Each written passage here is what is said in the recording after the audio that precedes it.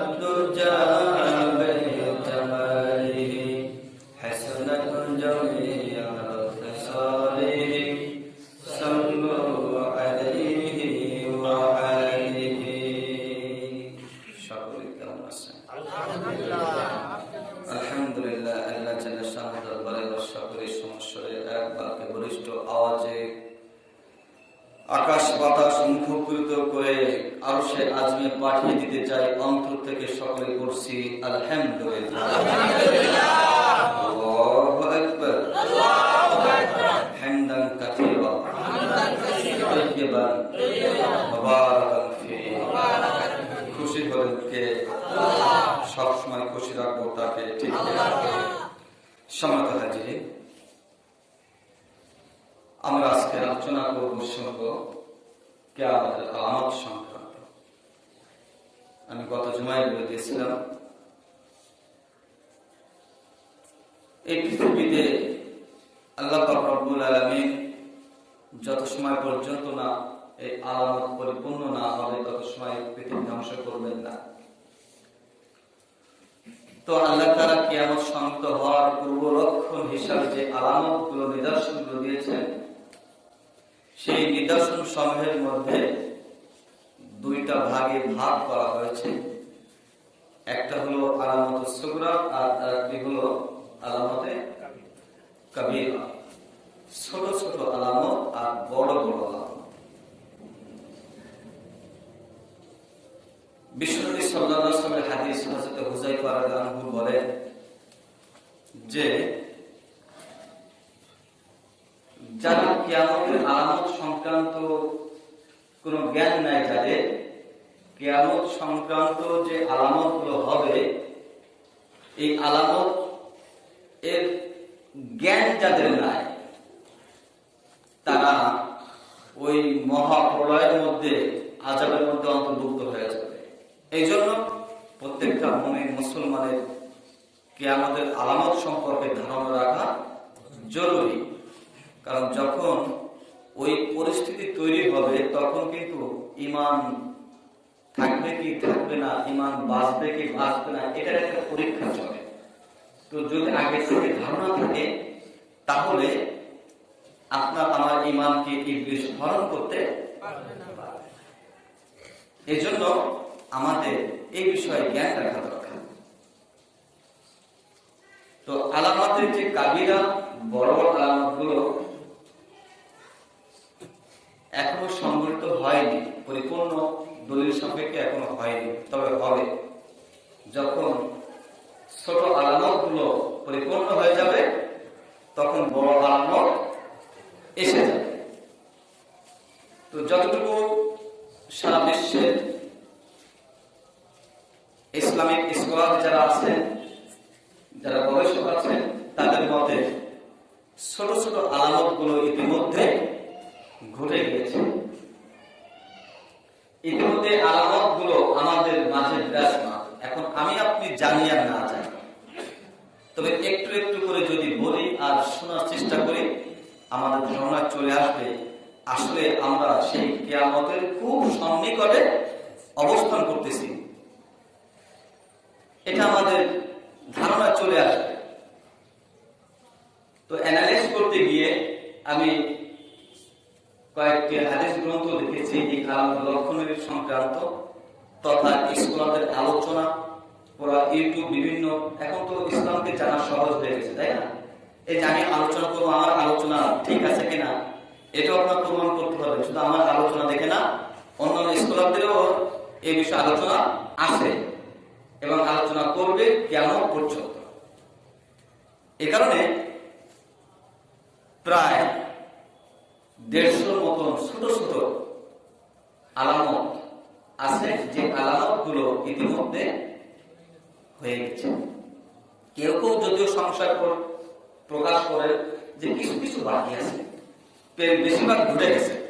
আমি বলবো আমি যতটুকু বুঝেছি এই একটি সপ্তাহে, কারণ আমি আপনাদের জন্য একজন আমানত কিনা আজকে আলোচনা আসবে।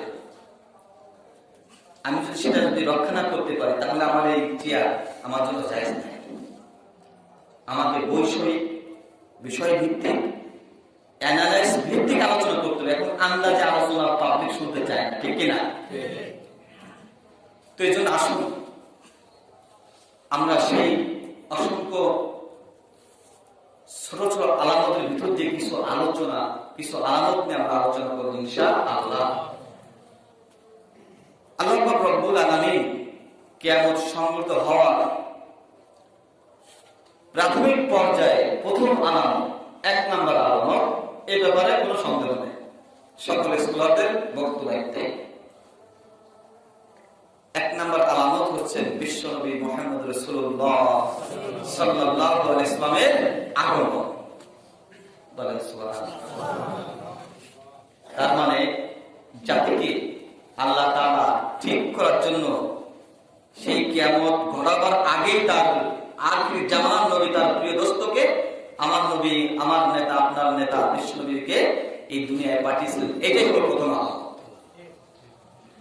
বিশ্ব নবী মুহাম্মদ রাসূলুল্লাহ সাল্লাল্লাহু আলাইহি ওয়াসাল্লাম বলেন, আমি হলাম কিয়ামতের প্রথম আলামত, কারণ আমি নবী, এই দুনিয়াতে এসেছি সর্বশেষ নবী।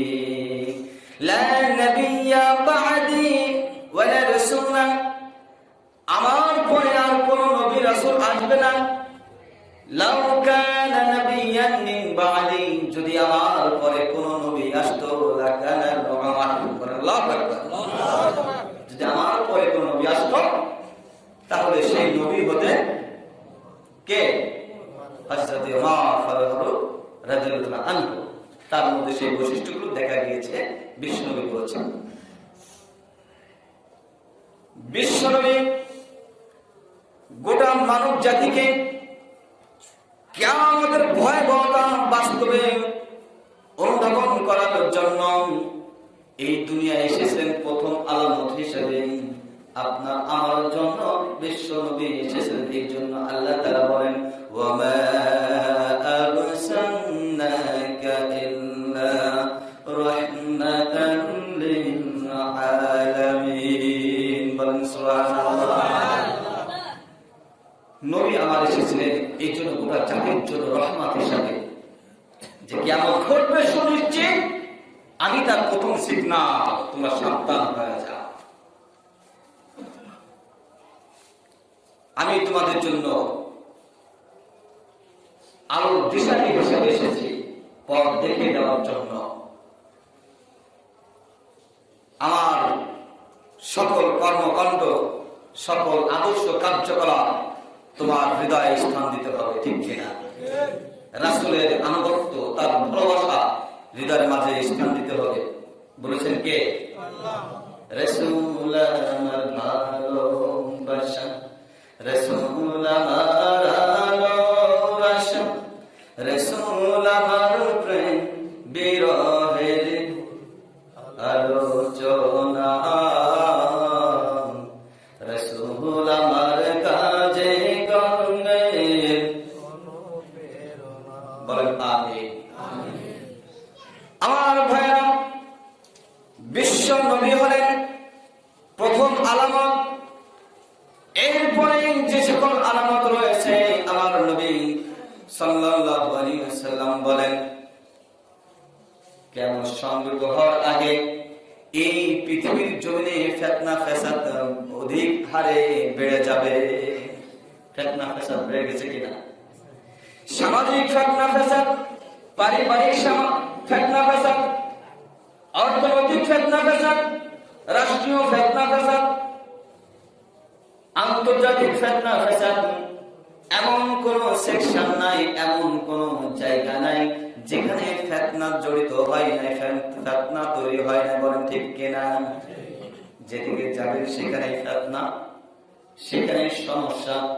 আপনি আপনার ঈমানকে যদি সঠিক রাখতে চান আর যদি মুজাহিদা করেন, তাহলে দেখতে পাবেন আপনার ডানে বায়ে সামনে পিছনে যেদিকে তাকাবেন বর্তমান জামানায় ফিতনা দিয়ে ভরপুর হয়ে গেছে। বলেন ঠিক কিনা? ফিতনায় ভরপুর হয়ে গেছে। কি ফিতনা ভরপুর হয়ে গেছে না? আজকে তো চলার কোনো কায়দা নাই। আজকে যখন সমাজ আমরা বের হচ্ছি, আমাদের নিজের ঈমান রক্ষা করতে কষ্ট হচ্ছে। এত ফিতনা শুরু হয়ে গেছে, নারী পুরুষ কোনো ভেদাভেদ নাই। 10 মিনিটের রাস্তা আসতে গেলেও সমস্যা সম্মুখীন হতে হবে। আজকেই হয়েছে। আজকেই সকালে দেখলাম একবারে লেটেস্ট নিউজ, সকালবেলা এসেছে, বর্তমান জামানায় সব থেকে যে বড় ফিতনা ফাসাদ শুরু হয়ে গেছে সেটা হলো নারী পুরুষের মধ্যে কোনো ভেদাভেদ।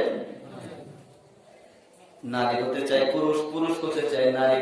এই নারী পুরুষ এমন কাজে চলতেছে, তারা মনে হয় যেন কারোর কোনো সমস্যা নাই, সব একাকার হয়ে গেছে। অথচ আল্লাহ পাক নারীকে এমন কাজে তৈরি করেছেন যে কোন পুরুষ তাকে দেখলে তার মধ্যে একটা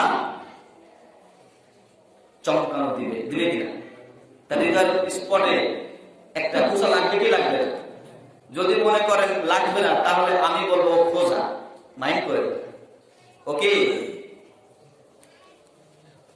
লাগবে। এই জন্য নারী পুরুষ যখন প্রথম দর্শন হয়, যখন আই কন্টাক্ট হয়ে যায়, চোখে চোখে যখন দৃষ্টি লেগে যায়, তখনই কিন্তু একটা কাজ শুরু হয়ে যায়। যায় কিনা? চোখে চোখে যখন চোখ পড়ে যায়, চোখ আর ফেরাতে চায় না। এই বর্তমান সময়ের ফিতনা জামানার মরা আর মগিরা, ঠিক কিনা? তখনই শুরু হয়ে যায়। এমন কায়দা ফিতনা ফাসাদ ঢুকে গিয়েছে, আপনার স্ত্রী কতটুকু সতী সাধবী আছে আপনিও বলতে পারবেন না।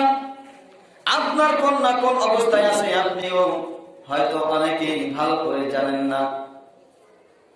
আমার বন্ধুরে, মানুষ এত চরম পর্যায়ে উপনীত হয়ে গিয়েছে। আমি যে নিউজটির কথা বলতেছিলাম, আজকে সকালে দেখলাম একজন পুরুষ আর একজন অপর পুরুষের স্ত্রীর সাথে পরক্রিয়া প্রেমে আসক্ত, দীর্ঘদিনের প্রেমের একটা আজব কাহিনী তৈরি করেছে। কি করেছেন জানেন?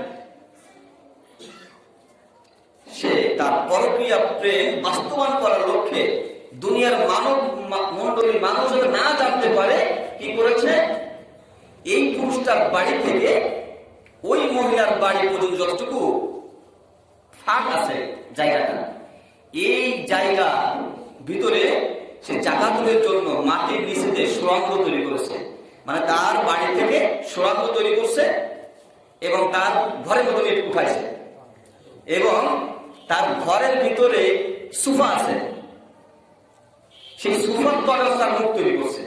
অর্থাৎ মুখের পরে কি সোফা আগের থেকে একটা সিগন্যাল থাকে, ওই অনুযায়ী সিগন্যাল বুতা মারতে টের পাচ্ছে আইসে, সেই সোফা সরাই ওই সুড়ঙ্গ দিয়ে তৈরি হবে। অর্থাৎ দুনিয়ার কাউকে কি টের পাইতে দিবে না। চিন্তা করেন, এই আজব ইতিহাস এখনো মনে হয় ঘটে না। এই পরকীয়া প্রেম বাস্তবায়নের জন্য নিজের ঘর থেকে, কারণ এই পুরুষটাই ছিল একজন নির্মাণাকার, উনি এগুলো তৈরি করতেন, কারুকার্য ব্যাপারে ওনার দক্ষতা আছে। তো উনি মাটির তলে সুড়ঙ্গ তৈরি করে একেবারে ওই মহিলার ঘর পর্যন্ত তৈরি করছে। তো কালক্রমে ধরাও খেয়ে গেছে, চোরের 10 দিন গৃহের 1 দিন করতে করতে এই ধরা খাইল বলে এটাই তো আজকের নিউজ চলে আসছে। তো ধরা খেয়েছে, এই মহিলার স্বামী ছিল একজন জজের নিরাপত্তা রক্ষী, ওনার দায়িত্ব অনেক ছিল, কিন্তু এদিন ওনার কোন কারণবশত একটু আগে চলে আসছে, ওনার ছুটি পাইছে একটু আগে, একটা ডিউ টাইম আছে, এর আগে আসতে পারে না। তো আগে চলে আসার কারণে, আর ওরা তো এই টাইমটুকু ওরা ডিউটি করে, এখন যেহেতু টাইম হয়নি এখনো, ওরা আমাদের নিশ্চিন্তে ওদের কাজ চালাচ্ছে। এদিকে গৃহকর্তা তো চলে আসছে, এসেই তো দেখে অবস্থা খারাপ, পুরুষ যায় সুপার তলে পলাইছে, আর নারী তো বুঝতে পারছে অবস্থাটা কি। তো পরে গিয়ে দেখা গেল ওখানে সেই সুপার টান মারলো এবং দেখো যে সেই সুরান। আজব কাহিনী। আজকে আমাদের সমাজে এই ফিতনার কারণে, নারী পুরুষ যে ফিতনা তৈরি শুরু হয়েছে, এই ফিতনার কারণে আজকে এই পরিস্থিতি তৈরি হচ্ছে। আজকে গোটা বিশ্বের অধিকাংশ ফ্যামিলি এই বেপরদা নাস্তিকতার ফিতনার কারণে গোটা পরিবারটা ধ্বংসাত্মক পর্যায়ে চলে গেছে, ঠিক না?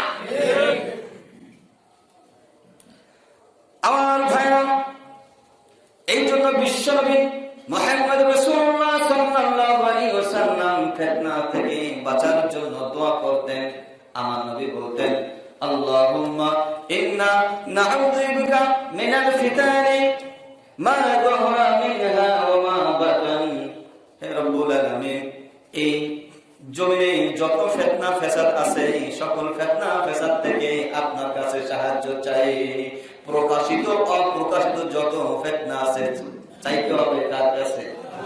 সবাই বলেন আল্লাহুম্মা ইন্না নাউযু বিকা মিনাল ফিতানি মা যাহরা মিনহা ওয়া মা বাতান। বলেন আমিন। আল্লাহ কবুল করেন। আমার ভাইরা, বিশ্বনবী সাল্লাল্লাহু আলাইহি ওয়াসাল্লাম বলেন, এরপরে আমার পরে আর কোন নবী আসবে না, কিন্তু আমার পরে 30 জন ভণ্ড নবুয়তের দাবি করবে। কতজন?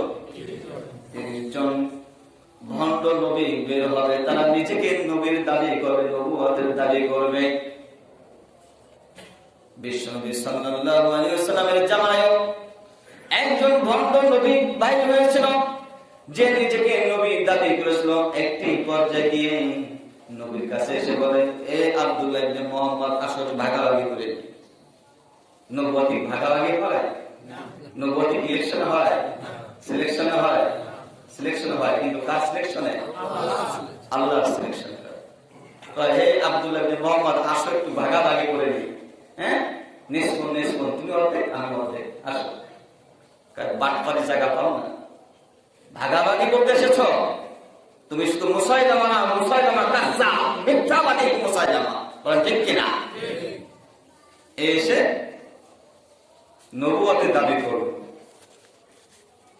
কিন্তু নবী কে আসবে? মা কানা মুহাম্মাদুন আবা আহাদিন মির রাসূলি ওয়ালাকিন নাবিয়্যিন। বলছেন কে? আল্লাহ তাআলা বলেন, মুহাম্মদ কোন ছেলের পিতা নন, মুহাম্মদ হলেন আখির জামানার নবী। এই নবীর পরে আর কোন নবী আসবে না, বলেন ঠিক কিনা? আমার নবী হলেন খাতামুন নবী, আমার নবীর পরে আর কোন নবী আসবে না, বলেছেন কে? প্রভু তুমি বলেছ রাসূল দেবে না, বলনি দেবে না, বলনি দেবে না হামজাতারি খালিদ বিজয়ী সমর। প্রভু তুমি বলেছ রাসূল দেবে না,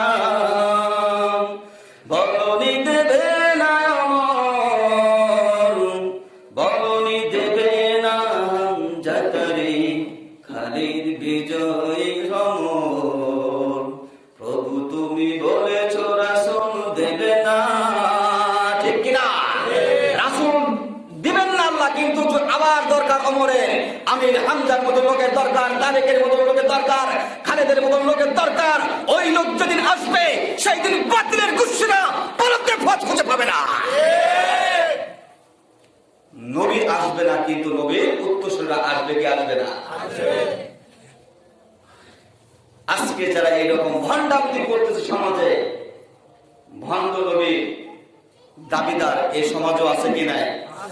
আপনারা জানেন না, ভারতের পূর্ব পাঞ্জাবে একজন মির্জা গোলাম আহমদ কাদিয়ানি, নাম শুনছেন কিনা? এটা নিয়ে সারা বিশ্বে আন্দোলন হয়েছে কিনা? আমাদের দেশে এর উত্তরসূরিরা আছে কি নাই? আছে না? এই বিয়াদব দাবি করেছিল নিজেকে নবী, পরে যে দাবি করলো যে যুদ্ধ হচ্ছে না, আমি ইমাম মাহাদি, এরপর আমার ঈসা দাবি করে নিজেকে, তিনবার সে দাবি করতে থাকে জাতির কাছে। আর এই ভণ্ডের হাতে হাত দিয়ে এক শ্রেণীর নাস্তিক মোরতাদ একাত্মতা ঘোষণা করে ইসলামের 12টা বাজিয়ে ভণ্ডামি করে দুনিয়ার মোহে তারা দুনিয়া হাসিল করতেছে, ঠিক কিনা? এই খতমে নবুয়ত নিয়ে আন্দোলন হচ্ছে সারা বিশ্বে, বাংলাদেশে অনেক হয়েছে। যারা এই গোলাম কাদিয়ানের সাথে একত্রতা ঘোষণা করছে, যারা এর সঙ্গে থাকে, এদেরকে কাফের হিসাবে অনেক কান্ট্রিতে তাদেরকে নিষেধাজ্ঞা করেছে, কাফের হিসেবে আখ্যায়িত করেছে, ঠিক কিনা? বাংলাদেশ থেকেও এটা দাবি করা হয়েছে, কিন্তু এখনো তাদেরকে কাফের হিসেবে ঘোষণা করা হয় নাই।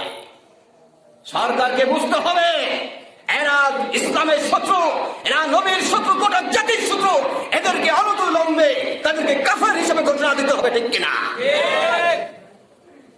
এই সকল ভণ্ডদের সাথে আমাদের কোন আপোষ সম্পর্ক থাকতে পারে না। কাদিয়ানীদের সকল পণ্য বর্জন করতে হবে, এটা আপনারা জেনে নেবেন কোন কোন পণ্য বর্জন করা দরকার। এই সকল পণ্যগুলো থেকে 50% আমি যতটুকু জানি 80% এই শয়তানগুলো ইসলামকে ধ্বংস করার জন্য ব্যয় করে থাকে। যতগুলো প্রফিট হয় লভ্যাংশের 50% ব্যয় করে ইসলামের পিছনে, ইসলামকে কিভাবে নষ্ট করা যায়, ধ্বংস করা যায় সমাজ থেকে। আজকে তাদের হাতে হাত মিলিয়ে এই সমাজে আরো ভণ্ড আছে কিনা? আছে না? ইসলামকে 12টা বাজাচ্ছে, বাতিলের কাছে বিক্রি হয়ে তারা ইসলামকে কলঙ্কিত করতেছে, গোটা জাতিকে কলঙ্কিত করতেছে, ইসলামকে কলঙ্কিত করতেছে, মুসলিম উম্মাহকে কলঙ্কিত করতেছে। এই সকল বাটপার গুলা কয়েকদিন আগে এক বাটপার শেষ, কি ঠিক কিনা? এই তো কয়েকদিন আগে বাটপারি সব শেষ, তোমার বাটপারি কই গেছে? বাটপারও আর একটা জন্ম দিয়ে গেছে, সে আবার কয় নাউজুবিল্লাহ, কথা বললে ইমান থাকবে না, তিনি গেছে আল্লাহর সাথে সাক্ষাতে, বলেন নাউজুবিল্লাহ। বাটপার জন্ম দিয়ে গেছে, কারণ এই বাটপারে চলতে থাকবে যতক্ষণ না কিয়ামত সংঘটিত না হবে, ঠিক কিনা? এই যে বাটপারদেরকে আমাদেরকে চিহ্নিত করে আমাদেরকে চিনে রাখতে হবে, যেন আমরা ওদের খপ্পরে না হয়ে যাই। কারণ এরা ইসলামকে ভাঙ্গিয়ে নিজেদের দুনিয়ার আখের বোঝাচ্ছে, আবার ওদিকে যাদেরকে হাতে রাখা দরকার তাদেরকে গিয়েও আবার ইসলামের কথা বলে, নীতি কথা বলে তাদেরকেও কনভার্ট করার চেষ্টা করছে, কি করছে না? এই মুনাফিকি দোদল মনা থাকতে চলবে না, চলবে? দোদল বান্দা কলমা চল না পাই শ্মশান না পাই ঘর, দিন থাকিতে আইরে ফতে সাইরা দে ভণ্ডামি, ভণ্ডামি ভণ্ডামি ভণ্ডামি ভণ্ডামি ভণ্ডামি ভণ্ডামি আছে কি নাই? নামাজ কালাম পড়ে না ইবলিস শয়তানের নানা, আছে কি নাই? নামাজ কালাম এদের লাগে না, আছে না এরকম ভণ্ডগুলা? এই সমাজ অসংখ্য আছে। দেখবেন সারা বছর গোসল করে না, 3 মাস 6 মাস গোসল করে না। আবার কিছু মূর্খ লোকগুলো এত অন্ধভক্ত, তারা ওই বাবার গোসল কবে করে তার পানি পড়ে পানির বরকত যায়, বলেন নাউজুবিল্লাহ। এই সকল বাটলা আছে কিনা? নামাজ কালাম পড়ে না ইবলিস শয়তানের নানা, ধর্মের একখান খুঁটি ধইরা কয়দিন করবা হয়রানি, ভণ্ডামি ভণ্ডামি ভণ্ডামি ভণ্ডামি ভণ্ডামি ভণ্ডামি।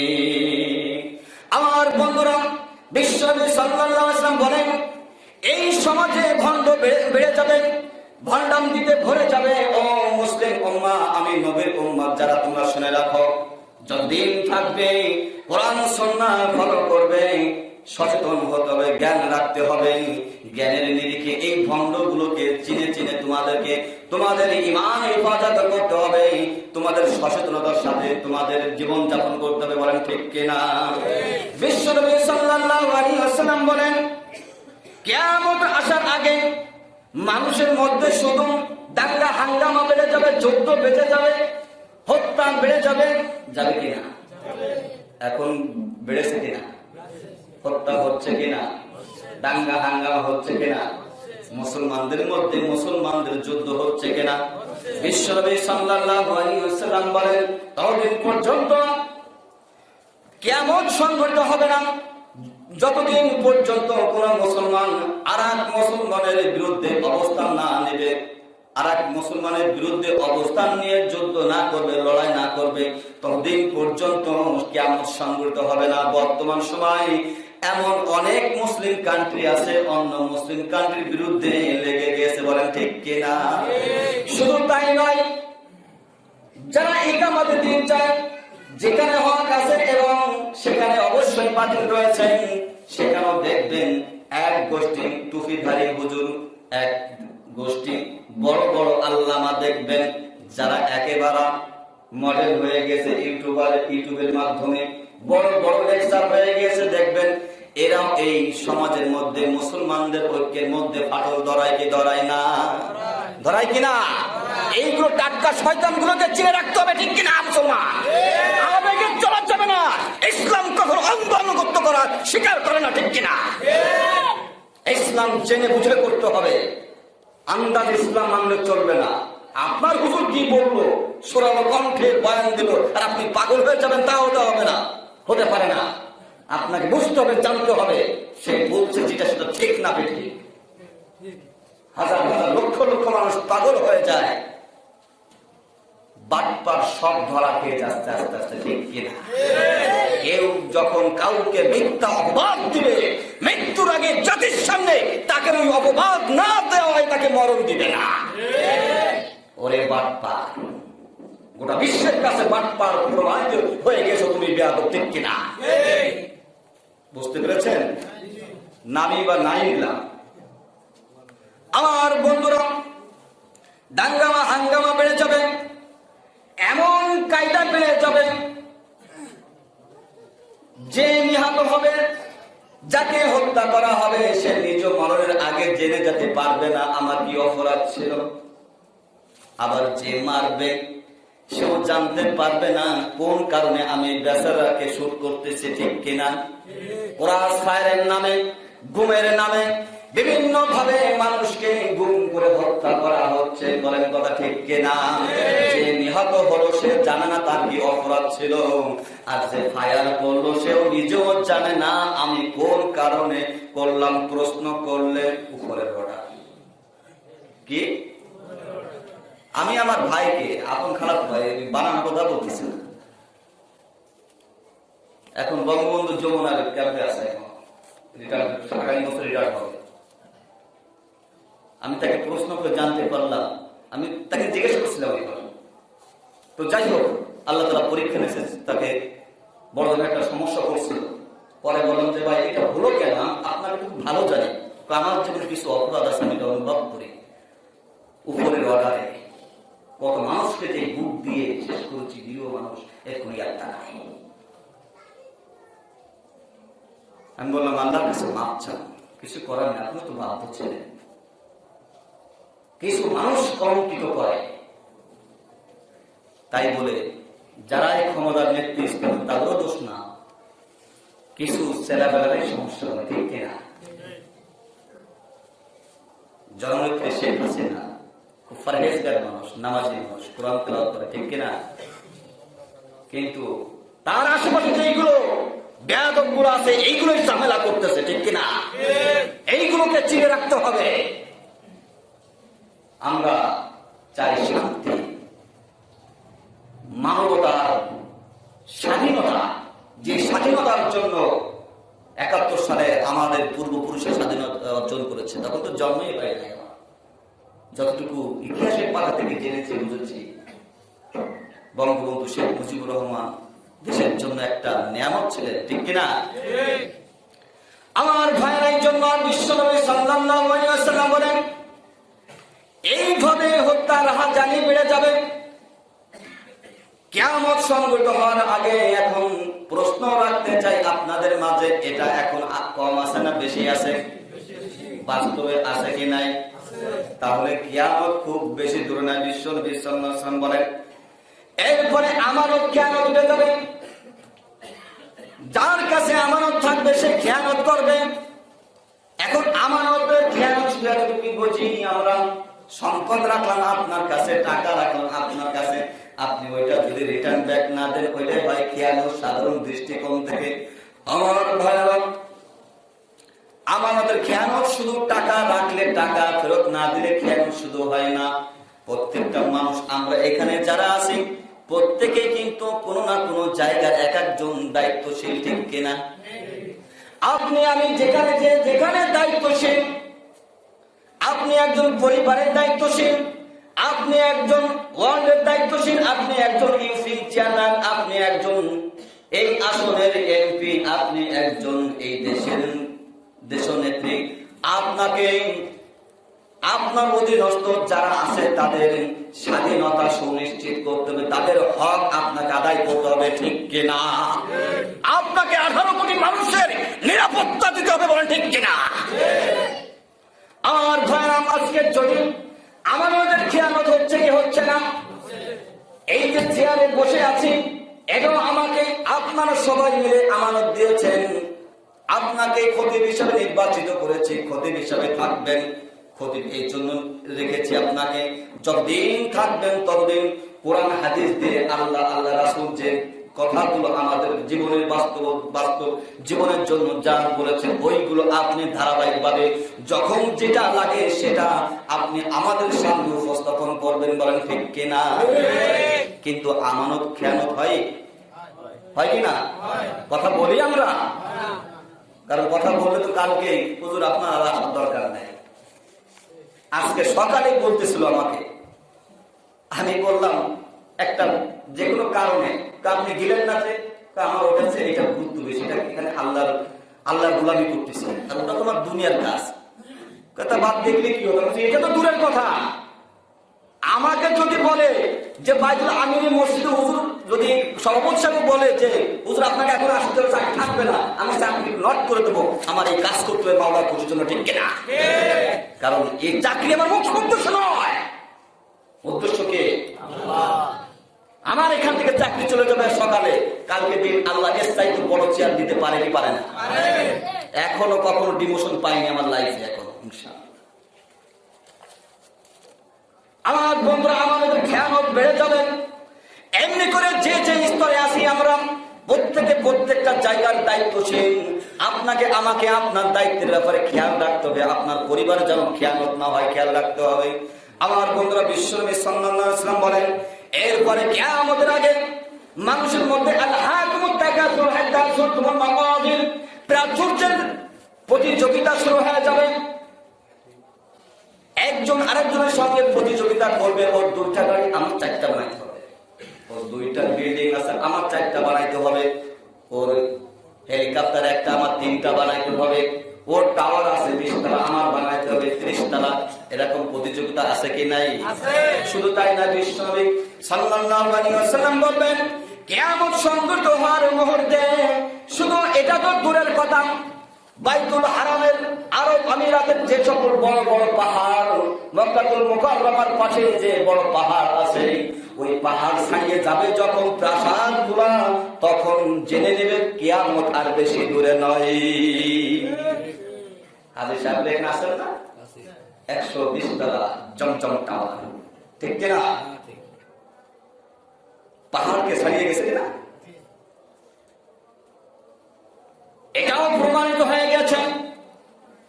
এই প্রতিযোগিতা চলতেছে, বিশ্বনবী সাল্লাল্লাহু আলাইহি ওয়াসাল্লাম আপনাকে আমাকে নিদর্শন দিয়ে ইঙ্গিত দিচ্ছে সময় কিন্তু বেশি নাই, ঠিক হও, এখনো সময় আছে, ঠিক হও। কেন প্রতিযোগিতা এটা করা যায় না? আরে ওই আব্দুল্লাহ ছেলে নামাজ পড়ে, আমার ছেলে তো নামাজ পড়ে না, আমার ছেলের নামাজ পড়াইতে হবে। ও 5 ওয়াক্ত নামাজ পড়ে, আমি 5 ওয়াক্ত নামাজ তো ছাড়বো না, নফল নামাজ ও 1 রাকাত তো ছাড়বো না। ও তাহাজ্জুদ পড়ে, 4 রাকাত, আমি 8 রাকাত নিচে তাহাজ্জুদ পড়বো না। ও তাহাজ্জুদ পড়ে কিন্তু নফল রোজা রাখে না, আমি নফল রোজা রাখবো। এই প্রতিযোগিতা তো করা যায় না, কারণ আপনার সহবাক্য হয় ওই সকল শয়তানগুলোর সাথে করেন, ঠিক কিনা? এই জন্য আল্লাহ রাব্বুল আলামিন বলেন তোমরা সহবাত করবে তোমরা আসাদিকিন, যারা সাদেক সত্যবাদী আমার দলভুক্ত যারা হবে, আমার ভয় যাদের মধ্যে থাকবে, এই সকল ইমানদারদের সঙ্গে তোমার সোহবাত হবে। যদি সোহবাত হয় তাহলে তোমার সঙ্গে যখন সাক্ষাৎ হয়ে যাবে, আমার সঙ্গে যদি কারো সাক্ষাৎ হয়, আমি তো তাকে ভালো মন্দ জিজ্ঞাসা করে আগে তার ইমানে হালত জিজ্ঞাসা করবো, ঠিক কিনা? আমি বলবো না তুমি আজকে বেতন পাবো, এই বেতন চলে নাই, এটা বলবো না। আমি আগে প্রশ্ন করি ইমানে হালতটা কি। আর ভাইরা এই প্রতিযোগিতা চলবে। বিশ্বনবী সাল্লাল্লাহু আলাইহি ওয়াসাল্লাম বলবেন কিয়ামত সংঘটিত হওয়ার পরে এত বেশি নগ্নতা তৈরি হয়ে যাবে, কিছু মানুষ পোশাক পরবে কিন্তু নগ্নতার হালতে চলবে, বলেন ঠিক কিনা? কিছু মানুষ আবার বোরকা পরে কিন্তু টাইট ফিটিং, একেবারে সামনের থেকে বাইরের থেকে সবকিছু স্পষ্ট পরিষ্কার, ঠিক কিনা?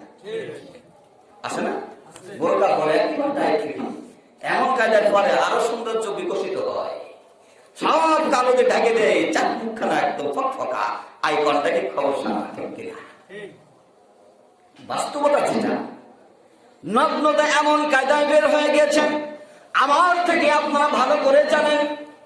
এই জন্য আলোচনা সংক্ষেপ, বিশ্বনবী সাল্লাল্লাহু আলাইহি ওয়াসাল্লাম যে কথাটি বলেছে এখন তা প্রমাণ 100% আছে কিনা? আমার বন্ধুরে, আমার নবী বলেন কিয়ামত সংঘটিত হয়ে যাওয়ার আগে এই সমাজের যারা পুরুষ থাকবে, এই পুরুষগুলা স্ত্রী প্রাধান্য দেবে, স্ত্রী আনুগত্য করবে। কি করবে? স্ত্রী আনুগত্য করবে, মাকে ভুলে যাবে, বলেন আছে কি নাই? তার বাস্তব প্রমাণ হলো বৃদ্ধাশ্রম, ঠিক কিনা? ওরা মুসলিম কান্ট্রিতে বৃদ্ধাশ্রম থাকতে পারে না, এই বৃদ্ধাশ্রমকে ধ্বংস করে দিয়ে সরকারি ভাবে আইন প্রণয়ন করতে হবে। তোমাকে জন্ম দিয়েছে যে মা, যে বাবা, তাকে তোমাকে অবশ্যই খেদমত করা লাগবে, বলেন ঠিক কিনা? এটাই তার প্রমাণ, আমি ব্যাখ্যায় যাব না। যে মায়ের দুধ খেয়ে তুমি মানুষ হয়েছে, পৃথিবী দেখেছ, যে মায়ের ভালোবাসা নিংড়ানো ভোগ করে তুমি আজকে স্ট্রং দেহের অধিকারী, অনেক টাকা পয়সা গাড়ি বাড়ির অধিকারী, আজকে সেই মাকে ভুলে যাও। মায়ের 1 ফোঁটা দুধের দাম দিতে পারবে? এটা সম্ভব নয়। কমপক্ষে গাণিতিক আকারে যতটুকু আমরা পেয়েছি, কমপক্ষে 36 মণ দুধ তুমি গ্রহণ করেছো মায়ের স্তন থেকে, ঠিক কিনা? এই মায়ের 1 ফোঁটা দুধের দামও দেওয়ার ক্ষমতা তোমার নাই, আছে? কই পাবে? কিনতে পাওয়া যায়? পাবেন কোথাও? অনেক মায়ের দুধ হয় না, কিন্তু তার সন্তানকে খাওয়াচ্ছে কি? ডানো, আনো আর খাও, ঠিক কিনা?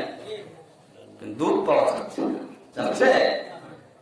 মায়ের একদার দুধের দাম কাটিয়া গায়ের চাম, পাপুষ বানাইলে মায়েরই শোধ হবে না, এমন দরদি ভাবে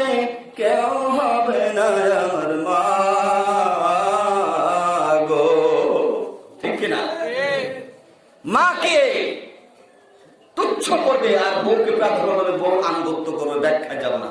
আমার বন্ধুরা ভাবেন, এই কিয়ামত সংঘটিত হওয়ার আগে সময়ের বরকত ফুরে যাবে। বছর, সপ্তাহ পরে, মাসের পরে বছর, বছর ঘুরতে ঘুরতে আপনার এক যুগ পার হয়ে যাচ্ছে। কখন যে আপনার জীবন বাবু চলে যাচ্ছে আমরা টের পাচ্ছি বলেন? আমার তো এরকম বাসা চিন্তা করে ভাই, দেখতে দেখতে কয়দিন আগের কথা, চুল পাকা শুরু হয়ে গেছে। যদিও চুল এটা এখন বর্তমানে বয়সে পাকে, অনেকগুলো কারণ আছে সায়েন্টিফিক মতে। তো যাই হোক, কয়েকদিন আগে মনে হচ্ছে স্টুডেন্ট ছিলাম, এখন দেখতেছি সন্তানের বাবা, কয়েকদিন পরে শ্বশুর হয়ে যাবো। সময় কেমন চলে যাচ্ছে, সময়ের কোনো বরকত উঠে গেছে, খাবারের স্বাদ উঠে যাবে। 20 বছর আগের কই মাছের টেস্ট আর এখন কই মাছের টেস্ট কি এক আছে? আমি নিজে এত বড় কই মাছ খালের মধ্যে গাল এইগুলো ঢুকাই দিয়েছে, কাদার মধ্যে ঢুকাই দিয়ে ধরে নিয়েছি, আরে কি মজা! ওই মজা কেমন আছে? এখন তো চাষে হয়, হাইব্রিড, সব হাইব্রিড। কোন খাবারের স্বাদ গত 20 বছর আগের যে খাবারের স্বাদ ছিল এখন আর ওই স্বাদ নাই, বলেন ঠিক কিনা? 100% সব মিলে যায়। বিশ্বনবী বলেন, পরিচিতদেরকে সালাম দেবে দেখে দেখে, দিচ্ছে কিনা বলেন? কিন্তু আমার নবী বলেন, পরিচিত অপরিচিত সকলকে সালাম দেবে, মুসলমানের মধ্যে ভ্রাতৃত্ব বন্ধন তৈরি হয়ে যাবে।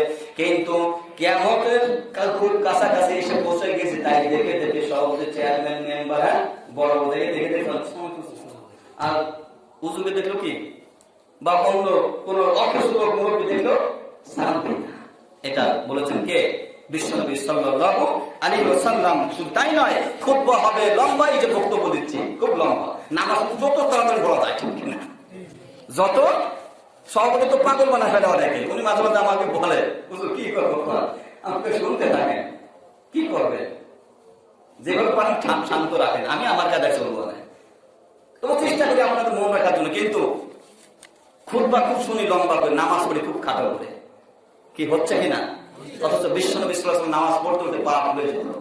হ্যাঁ, সাহাবারা যুদ্ধের ময়দানে গেছে, তীর ঢুকে গেছে, তীর বের করতে পারার যন্ত্রণার জন্য রক্ত প্রবাহিত হচ্ছে, তারপরও পারতেছে না।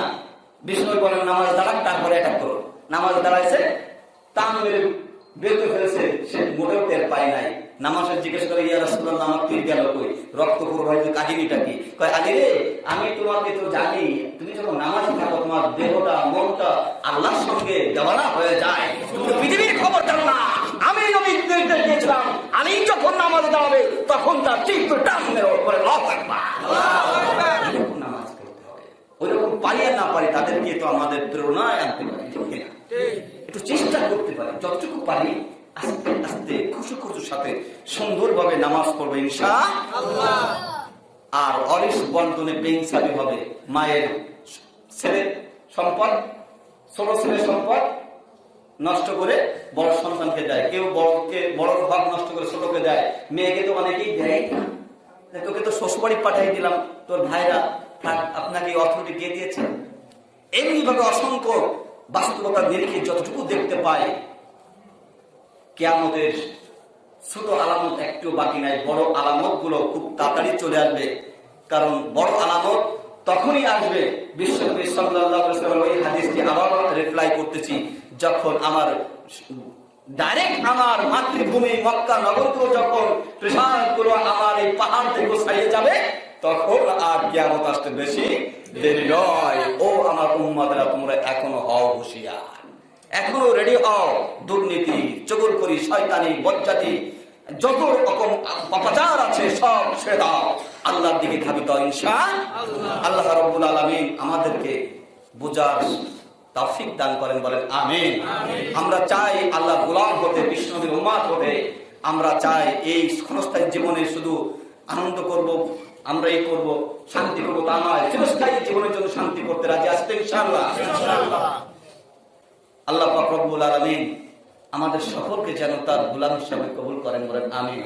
মৃত্যুর আগ পর্যন্ত যেন তার দিনের উপর, হকের উপর টিকে থাকার জন্য তৌফিক দান করেন, বলেন আমিন। জীবন চলে যাবে, ইমান থেকে এক পাও আমরা সরে দাঁড়াবো ইনশাআল্লাহ। কারণ রিজিক যেটা আছে ওটা আল্লাহ দিবেন যে কোনো ওয়েতে, ঠিক কিনা?